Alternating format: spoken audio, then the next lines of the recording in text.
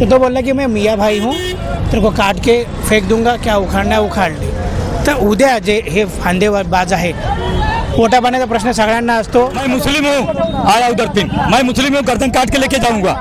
हाँ, तो उसको हम लोग बोला इज्जत से कि चले जा. फिर उसके बाद दादा को बुलाया उधर, तो उधर फिर वो हुआ, तो फिर दादा बोले कंप्लेन करो. आया कंप्लेन. इतना बोले तो सब अभी तो देख रहे हो, आप भी देख रहे हो ना, सामने ही देख रहे हो. उसके बाद फिर क्या होएगा देखेंगे. फिर अगर प्यार से मानेंगे तो ठीक है, नहीं तो हम तो चूड़ी पहने ही नहीं है कि चूड़ी पहन के चलते हैं. हम भी करेंगे.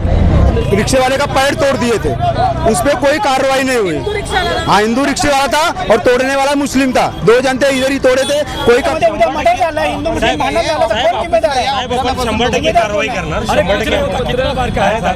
तुम्हाला आता व्हिडिओ देतो, गांजा पिऊन रिक्षा चालवता आता व्हिडिओ देतो मी तुम्हाला मोबाईल मधून. थोडंसं गर्दी. हा प्रकार काय आहे? उद्या रिक्षामधून आया बहिणी जातात, त्यांच्यावर गांजा पिणाऱ्या लोकांनी जर हात आपण आता नालासोपारा पूर्वेला उपस्थित आहोत. सध्या महाराष्ट्राच्या राजकारणामध्ये जे काही चाललेलं आहे त्याचं एक जिवंत उदाहरण जे आहे ते आपण नालासोपाऱ्यामध्ये पाहिलं. गेल्या काही दिवसांपासून मोठ्या प्रमाणे हिंदू मुसलमानांवर मोठा जे आहे ते चर्चा सुरू आहेत.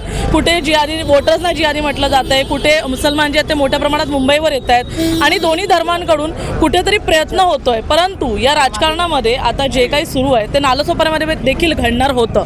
आज आपण जिथे उपस्थित आहोत आपण पाहू शकता माझ्या मागे जे आहेत 100पेक्षा जास्त रिक्षावाले रस्त्यावर उतरलेले आहेत आणि हे रिक्षावाले यासाठी उतरलेत कारण एका हिंदू रिक्षावाल्याला एका मुसलमान रिक्षावाल्याने काही धमकी दिली आणि तो संपूर्ण प्रकरण इतकं जास्त तापलं होतं की आता आपल्यासोबत काँग्रेसचे पदाधिकारी देखील आहेत. त्यांनी देखील या ठिकाणी कुठेतरी समतोल राखण्यासाठी ते पोहोचले. पोलीस स्टेशनमध्ये जे आहे ते पोलीस स्टेशनमध्ये एनसी झाली आणि या संपूर्ण प्रकरणानंतर आता अनधिकृत रिक्षावाले थांबवा असं म्हणत पोलिसांना देखील रस्त्यावर उतरावं लागलंय.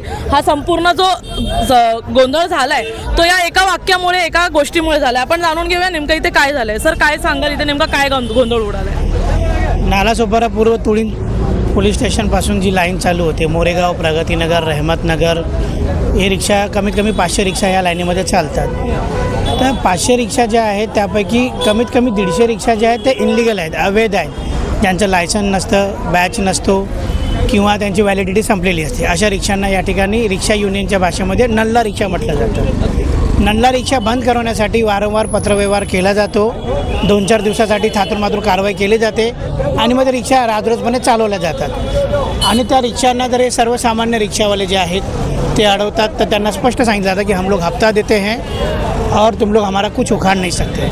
अशाच प्रकरणामध्ये आज सकाळी पांडे नावाचा एक व्यक्ती जो रिक्षा ड्रायव्हर आहे त्याने एका लाईनमध्ये घुसवणाऱ्या माणसाला अडवलं की तू फांदा नको मार. तो बोलला की मैं मियाँ भाई हूँ, तेरे को काट के फेक दूंगा, क्या उखाड़ना है उखाड़ ले.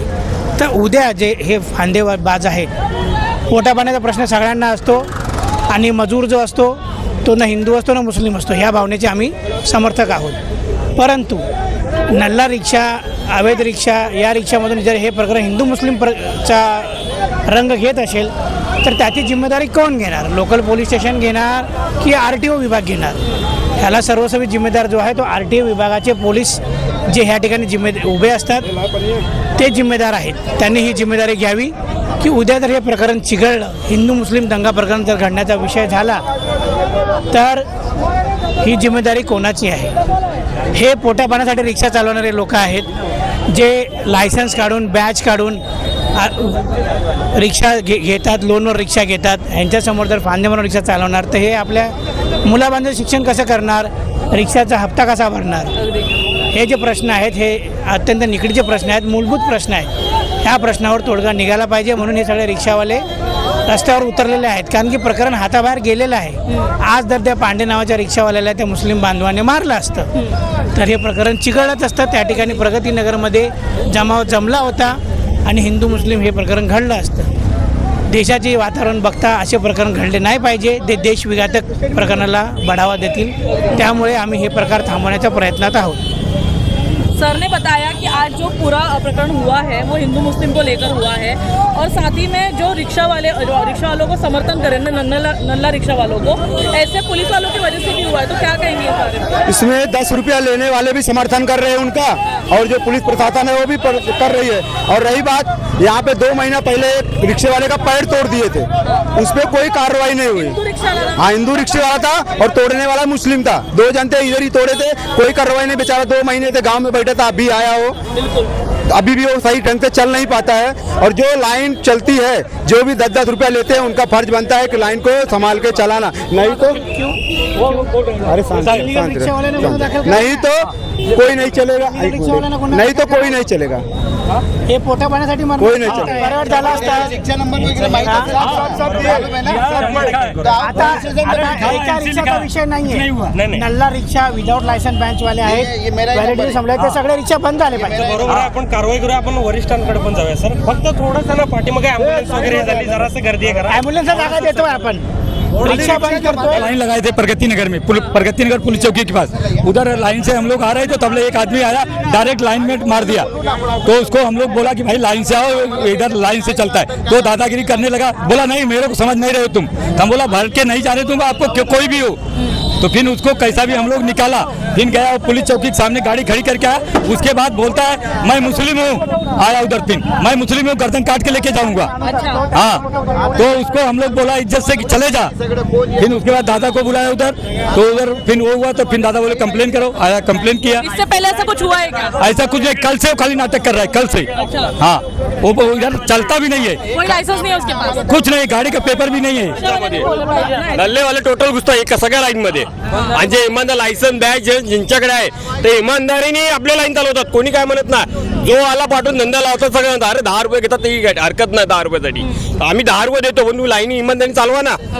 कोणी चालवत नाही, जो आला आपल्या मर्जीने म्हणजे घुसतात, पाठी घ्या पुढे घ्या सगळे काही घुसतात सगळे। पोलिसवाले काहीच करत नाही। पुलिसवाले येतात आणि बोलतात पण ते, असं नाही, पण काय काय ऐकतच ना कोणी, त्यासाठी काय करणार? काय वाटतं काय करायला पाहिजे आता? कारवाई व्हायला पाहिजे मॅडम, दुसरं काय, कारवाई व्हायला पाहिजे ना। याचा आम्ही बघा आमचं धंदा आता म्हणजे 8 वाजता गाडी काढतो, 11 वाजता 600 रुपये धंदा होतोय, तर घर कसं कुटुंब कसं चालणार? 1 क्वार्टरचे पैसे भेटले बस झाले, पण आम्हाला घरचं सगळं सांभाळायचं आहे ना। सांगा रिक्षावाले गांजा पिऊन पण रिक्षा चालवतात ते आता ते काय असू दे, ते सगळ्यांना माहिती, पण आता त्याची कारवाई कोण करणार? कारवाई कोण करणार एवढी? कारवाई करतो, सगळ्यांची रोजला पट्टी आहे। सर, रिक्षावाले जे आहेत ते गांजा पिऊन रिक्षा चालवतात, हा मुद्दा खूप मोठा आहे, कारण गांजाचा मुद्दा खरंच खूप तापलेला आहे तुळींसारख्या परिसरामध्ये, तरी पण डोळे झाकलेले आहेत पोलिसांनी। पोलिसांनी डोळे झाकलेले आहेत, याचं कारण जे आहे प्रशासन जे आहे निष्क्रिय झालेलं आहे। पोलीस प्रशासन म्हणा, परिवहन खातं म्हणा, निष्क्रिय झालेलं आहे। गांजा येतोच कसा या शहरामध्ये? पोलीस जर सतर्क असते तर गांजा आलाच नसता। हां, जे गांजा पिणार त्यांना ठोकून काढा, जरा नावं कळतील ना कुठून येतो गांजा तो। हां, ह्यांना आतमध्ये घेतील, त्यांना 2 तास ठेवतील आणि सोडून देतील, म्हणजे गांजा विकणारा नामनिराळाच असतो। काय प्रकार आहे हा? उद्या आजकाल महाराष्ट्रामध्ये अशा घटना घडत चाललेल्या आहेत, छत्रपती शिवाजी महाराजांच्या महाराष्ट्रामध्ये अशा घटना चालल्या, रोजरोजपणे लहान मुलगी बघितली जात नाही, वयस्कर बाई बघितली जात नाही। इथं रिक्षामध्ये आमच्या आया बहिणी प्रवास करतात, त्यांच्यावर जर कोणी हात टाकला तर जिम्मेदारी कोण घेणार? हात टाकणारा गंजडीच असणार, नल्ला ऑटोवाला असणार किंवा कोणी काय असणार। बघा, मजूर रिक्षा चालवणारा एक मजूर आहे, मजुराची जात नसते, त्याप्रमाणेच अपराधीची पण जात नसते, तो हिंदू मुस्लिम नसतो, तो अपराधीच असतो। पण ह्यांना जे समर्थन देणारं प्रशासन आहे, ह्यांचा हा रोष आहे जो आज रस्त्यावर उतरला जात आहे। ह्यांची जिम्मेदारी, उद्या आज हिंदू मुस्लिम प्रकरण होता राहिलं, उद्या जर एखादा बलात्कार झाला प्रकरण, विनयभंगाची झाली, त्याची जिम्मेदारी कोण घेणार? स्थानिक प्रशासन जिम्मेदारी नाही घेणार तर कशाला सरकार बसलेलं आहे? हां, वेगळं वळण सकाळी लागता राहिलेलं आहे। आम्ही राजकीय नेते असल्यामुळे आम्ही त्या बाजू सांभाळून घेतो की लोकांमध्ये सामंजस्यपणे शांतता आणली पाहिजे, हिंदू मुस्लिम ही भावना रुजली पाहिजे, सर्वधर्म समभाव हा जपला पाहिजे। पण जर प्रशासकीय त्रुटीमुळे जर हे घटना घडल्या तर त्याची जिम्मेदारी प्रशासनाने घेतलीच पाहिजे। आज ह्या ठिकाणी ही लोकं उभी आहेत, जोपर्यंत RTO डिपार्टमेंट किंवा लोकल प्रशासन जिम्मेदारी घेत नाही तोपर्यंत हे काय बंद हटत नाही। म्हणजे आज कारवाई झालीच पाहिजे. झालीच पाहिजे. क्या कहेंगे, कौन पुलिस वाले हैं जिनके ऊपर सख्त से सख्त आज के आज ही कार्रवाई होनी जरूरी है? जिसका ड्यूटी रहेगा उसके ऊपर कार्रवाई होना चाहिए. जिसकी ड्यूटी यहाँ पे अभी लगी है उसके ऊपर कार्रवाई होना चाहिए कि कल वो गाड़ी पकड़े थे लेकिन उसके ऊपर कार्रवाई क्यों नहीं किया, छोड़ दिए. हाँ, और आज धमकी मिल गई. आज वही आके झगड़ा किया ना, वही मारामारी के धमकी किया, कालर पकड़ा किया, फाइटिंग किया ना, वही. नहीं तो वो नौबत नहीं आती थी ना, कार्रवाई हो जाता था तो नौबत ही नहीं आती थी. आपके एक जो सहकर्मी है कि जो कि डरना चाहिए आदमी, अगर गाड़ी पकड़ते तो उसको डर रहना चाहिए हवलदार से. जब हवलदार का डर ही नहीं रहेगा तो कौन डरेगा, बोलो. क्योंकि पैसे देके छूट जाते हैं. हाँ, पैसे देके. आपके जो सहकर्मी हैं उनको आज ले गए थे एक जगह पे, मारपीट होने से बची हुई है. अगर आगे ऐसा कुछ होता है तो आप लोग क्या, मतलब कोई एकता ऐसी कोई है आपके पास? एकता बोले तो सब अभी तो देख रहे हो, आप भी देख रहे हो ना, सामने ही देख रहे हो. उसके बाद फिर क्या होएगा देखेंगे. फिर अगर प्यार से मानेंगे तो ठीक है, नहीं तो हम तो चूड़ी पहने ही नहीं है कि चूड़ी पहन के चलते हैं. हम भी करेंगे. देशाचं वातावरण तापलंय. जे काही प्रकार सध्या सुरू आहेत, खास करून मुंबईमध्ये आरोप प्रत्यारोप, दोन धर्मांमध्ये होणारी ताटातूट आणि त्याच्यामुळे वाढणारा तणाव, या संपूर्ण प्रकरणामुळे नालासोपारामध्ये देखील असा काही प्रकार होता वाचला.